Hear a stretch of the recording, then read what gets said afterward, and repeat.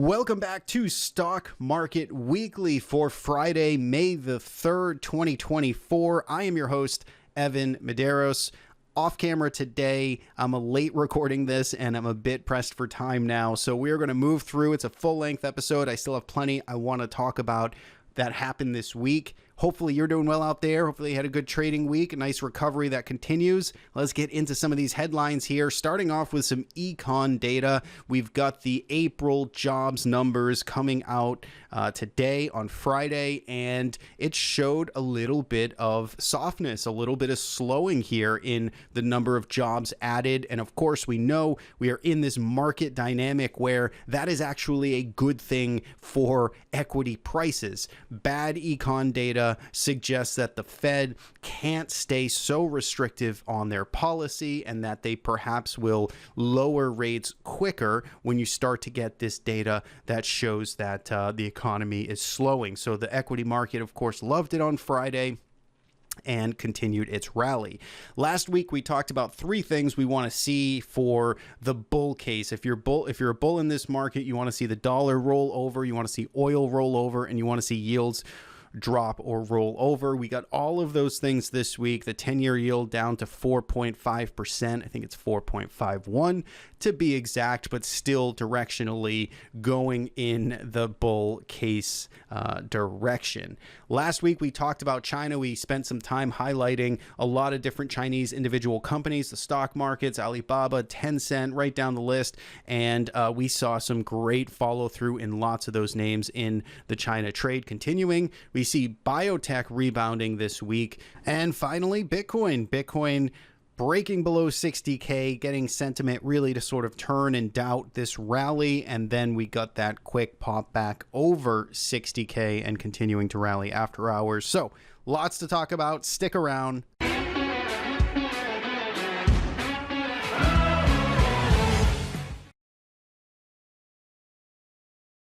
All right, we are back. We've got some charts. We've got some data in front of us. TC2000, that is a charting platform we use throughout these videos, and we are supporters of this platform here at the Trade Risk. So if you are a TC2000 user, if you need some support, if you need some custom scans, indicators, layouts, watch list columns, anything in between, reach out to us, let us know, work with me, and let's get it built for you. Now, let's get into the numbers here. Again, 1 week returns, all positive for the second consecutive week. 1%, over 1% move here for the Dow Jones. Pretty strong there. 0.5% for the SPY, 1% for the Nasdaq, and almost 2% for the Russell 2000. That was our leader this week. If we take a look at our volatility indices here, all three seeing volatility continue to come out of this market, dropping anywhere from 1 to 2 points. Nasdaq vol down into the 17, and the VIX here back at 13.5, down from 15 last week. So as much fear and turbulence and anxiety as we saw in the markets over the last few weeks of April, we certainly are back to a relatively complacent volatility level. Now, if we take a look at sectors here, most things positive. Utilities led the charge here, that rate sensitive sector, followed by real estate, rate sensitive, and then technology, which you could probably explain by just the positive earnings reactions we saw out of Apple and a few others. On the downside, energy, financials, and materials all having a little bit of underperformance there. Those were your laggards on the week. Now, one sector I do want to highlight here in particular, we don't put biotech in our other sector list we just looked at, but is biotech down here, bottom left. Hopefully I'm not covering it right now, but you can see we did get a fresh kind of buy signal green dot printed here on our custom smart trend filter indicator. You can get this indicator for your platform and for TC2000 and for TradingView, but you see a nice turn up there. We're going to look at that sector a little bit later in this video. Now, that brings us to market breadth. And if we take a look here at our favorite metric, just simply the 52-week highs and lows ratio, you can see that the bulls are starting to take the reins back just a little bit here. On Thursday and Friday, you did see an uptick in the number of stocks hitting 52-week highs. Certainly not back at the old March, February, January levels, but we're starting to, move back up here, and the number of stocks hitting 52-week lows really hasn't done anything. So that ratio is mildly tipping back into bullish territory there. We want to see more of it. We want to see more confirmation, and we're going to continue to monitor that in the coming weeks. Now, let's move on to IBD's top 10 list. So shout out to Investors Business Daily. They are a sponsor of the show. You can get access to their digital subscription with a link in the description of this video. You can see they had a pretty strong performance here on their top 10 stocks. I don't know if this is fully updated, if I had a chance to, but you can still see some big winners here over the past month and year, of course, but nice double-digit gains. You can get access to this list up to date for yourself with that link in the description of this video. Let's move on to commodities here. You can see mostly red across the board, except for good old natural gas. Natural gas finishing up 11.45%, and certainly in its own sort of trading universe, as it kind of typically is. Copper, dollar, gold, Bitcoin, silver, oil, agriculture, all down this week. Now, there was a little bit more of a rally happening after hours here in Bitcoin. We're going to look at that in just a little bit, but still, again, a tough week here for commodities, generally speaking. And meanwhile, again, that dollar did roll over.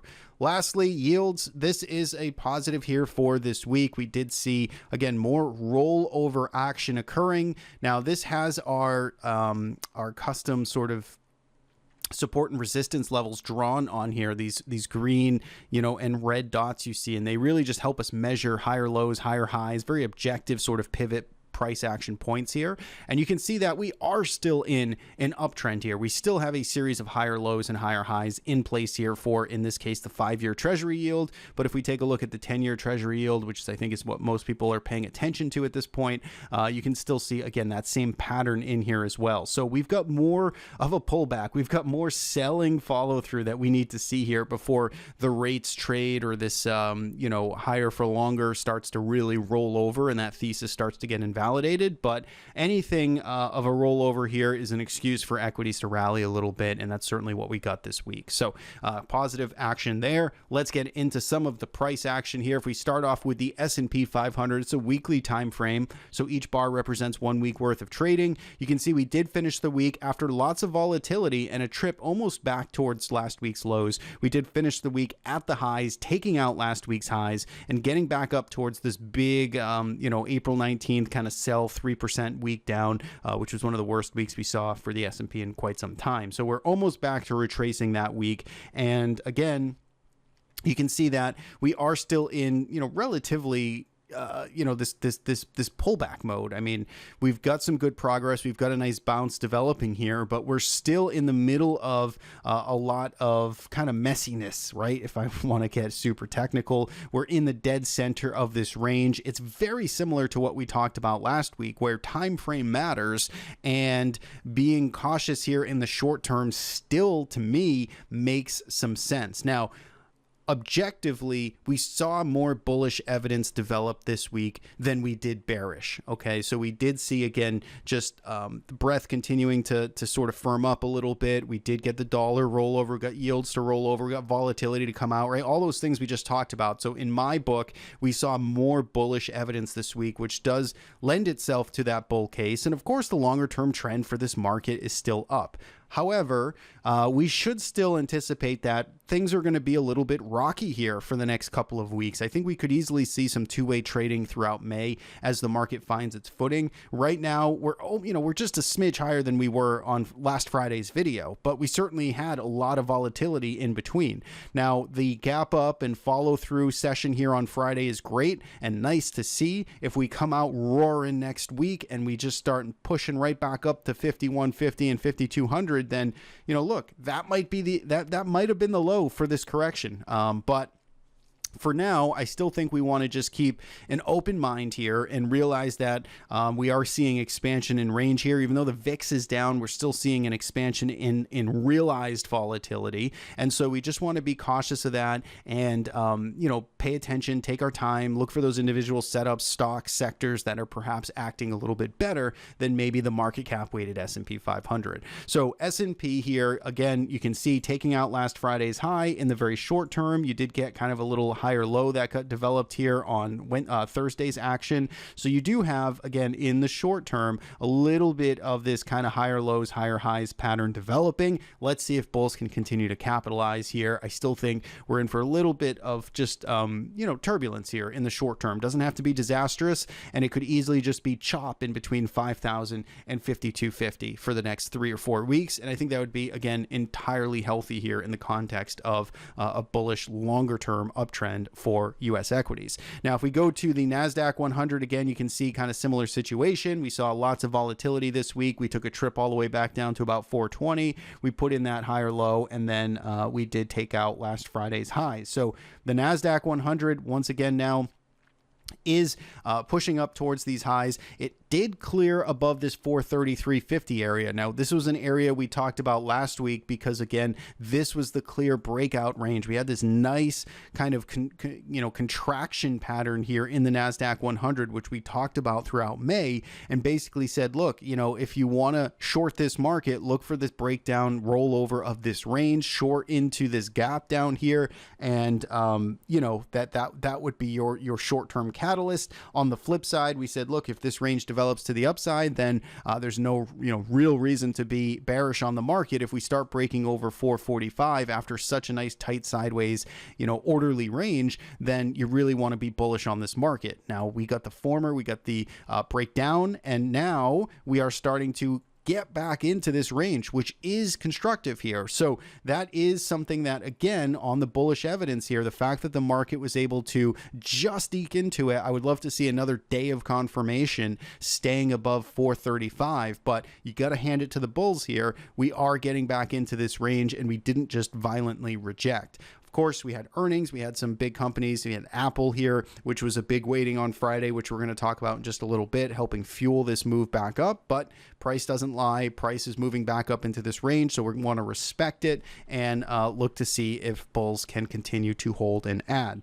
Russell 2000, this was the leadership here this week. This was the relative outperformer. Again, we've been looking at it through this lens here between, call it 190 and 210, and we've been expecting that this market is going to spend some time in this range for an extended period of time. We still don't really see a move outside of this range in the near term. We think there's lots of chop and there's lots of sort of, rotation and just catch up here that the Russell 2000 needs to do in this range. So for me, it's in the middle of it right now. It is impressive that it's starting to push back up, but we want to see this really firm up more and start to, break out of some big key levels before we get more excited. Okay, so that is the basic landscape there on the major indices. Let's move directly into some stocks here this week. So we're going to go right to Apple. Apple reported earnings on Thursday afternoon, and they just posted just some monster buyback and increase in the dividend. They're really putting their balance sheet to work here and returning equity or value to shareholders. And that's how they're really, propping up their stock price here, which is a great thing. Their actual growth wasn't that inspiring, but needless to say, they have a ton of cash and they are rewarding shareholders with it. So the market loved it, up 6% here. And again, not structurally changing anything in the big picture. We're still in this very much consolidation pattern here, like we've been in since the end of 2023 or middle of 2023. Apple sort of topped around this 197 area, and it's been consolidating sideways here. So much like the Russell 2000, I don't think anything meaningfully changed here. Certainly got some short-term excitement and some pop here, but overall, we're not really seeing any big drastic change in the long-term picture. Again, I don't want to diminish. It's a nearly $3 trillion stock, so a 6% move is huge. Congrats to the shareholders there. I just don't see too much on the bigger picture changing at this time. Now, Amazon also reported, and they had a much more muted sort of upward still bias here after reporting earnings, but didn't really quite get the big breakout or massive move like Apple did. It is still just under its 2021 highs, but again, a big Mag 7 stock that had favorable earnings. This is what, certainly helped move stocks upward and give technology that kind of upward drift here this week with Apple, with Amazon, and even Meta, which we talked about last week, which was the stock that got punished on earnings here. It was down 11% post earnings. This is actually now starting to creep back up into this gap fill. So as bearish as this, island looks up here, post earnings, we really didn't see any follow through selling here. In fact, we saw buyers kind of step up post earnings on this big gap down, and the stock seems to be trying to push back up into this open gap, this earnings gap here. So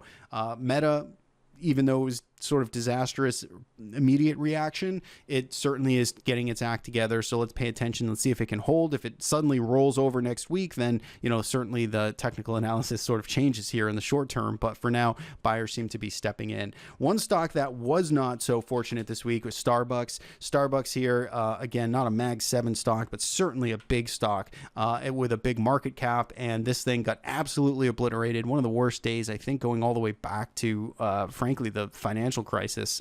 Don't quote me on that, but certainly the top three, I believe, if I'm not mistaken, and certainly saw lots of just weakness here. It was down 16% post earnings, and of course, you can see coming back down to this 2022 lows here. So I would actually be interested in Starbucks if this gets washed out more down into the upper 60s or so. But I have no position on this. More as an investment type of longer term play. But for now, it looks, new CEO in there, lots of stuff changing, and it just looks like this is in the penalty box for the time being.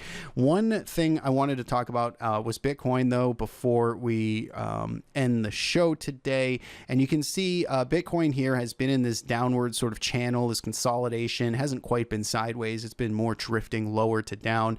And 60K has been a pretty psychological number. If I look on the left-hand chart here, this is spot Bitcoin price. And you can see, we've had a series of kind of, washouts around 60K, just above it over the past month, let's call it, almost 2 months. And this week, we finally got just that slice through 60K, and we got as low as 56.5 on Wednesday afternoon. And then, just like the stock market turned around on Thursday, so did Bitcoin. And we've got now basically a 10% bounce off of these lows here. That feels like a pretty good washout to me. And this consolidation, I believe, is still quite healthy. I mean, if you just zoom out here and look at where Bitcoin has come from, even just going back into September of 2023, we don't even have a longer date than that. But you can certainly see that we've just seen an absolute kind of monster bullish uptrend here, and now a 23% correction from recent March highs. Pretty reasonable. I mean, it's pretty par for the course, especially for Bitcoin. You might even call it tame. So if this is the low here, which it feels like, there's a decent chance that was the washout, then it's something I definitely would want to pay attention to. Our long-term trend following system, our Galahad automated rules-based trading system, which we have on our website available for subscription, it is still in this position. I mean, that is the beauty and the pain with long-term trend following, is you do have to endure the occasional big drawdown, and it stayed in its position. It did get close. It did get real close here on Wednesday to getting stopped out, but it didn't. And we're getting a nice recovery here. So we'll see if it sticks. Again, nothing is written in stone here. We need more follow through and buyers to show up, but certainly nice to hold back above 60K. That's really where I'd want to see it. Call it 59K, 59.5. That's where I want to see Bitcoin stay above. If it starts rolling over below 59.5, 60K, then, maybe we have another washout to be had. And at that point, our long-term trend following system would very likely be stopped out. So that, I believe, is about everything I wanted to talk about. Lots of bullish evidence still stacking up this week. I don't think we're out of the woods yet. I think maybe a choppy May, and then perhaps if we don't fall apart here in the market throughout the month of May, then maybe we can look for that upside later into the second half of this year. That's just my finger in the wind sort of look right now on markets. So hopefully you had a good week out there. Thanks as always for tuning in every Friday, long form market analysis just like this. Subscribe to the YouTube channel if you like it, if you want to see more, and enjoy the weekend. We'll see you back here next week. Take care.